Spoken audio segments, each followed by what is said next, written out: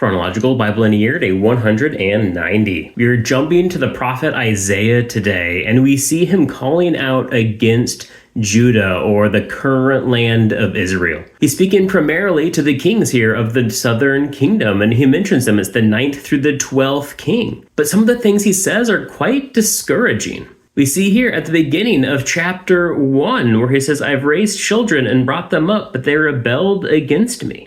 The ox knows its owner, and the donkey its master's feeding trough, but Israel does not know, my people do not understand." He goes on and talks about how generation after generation have sinned against him. They've rebelled, they've walked away. But remember, this is the southern kingdom. This is the better of the two.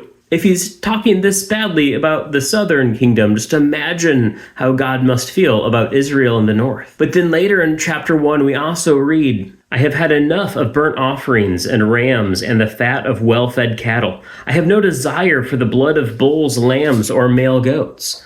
When you come to appear before me, who requires this from you, this trampling of my courts? Stop bringing me useless offering. Your incense is detestable to me. New moons and Sabbaths and the calling of solemn assemblies. I cannot stand iniquity with a festival." And God goes on and rants against them. These were the practices that the Israelites were called to observe, to remember him. And God's like, just cut it out. If you're not going to worship me rightly, why pretend like you're worshiping me at all? This is a humbling thought. As a follower of Christ, we have to think, how are we doing the same thing? When we look at conflict in our churches, division amongst us, when we look at how we choose to support what we choose to support, are we doing so with the knowledge of the character of God, or are we doing so with what is most comfortable for me?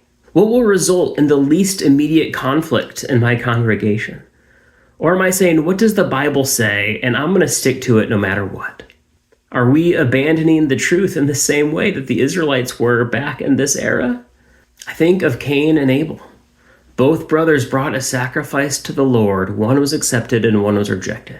Is our church a church like Cain or a church like Abel? Is our sacrifice, our offering of ourselves, as Romans calls us to be, is that acceptable, or will that be rejected?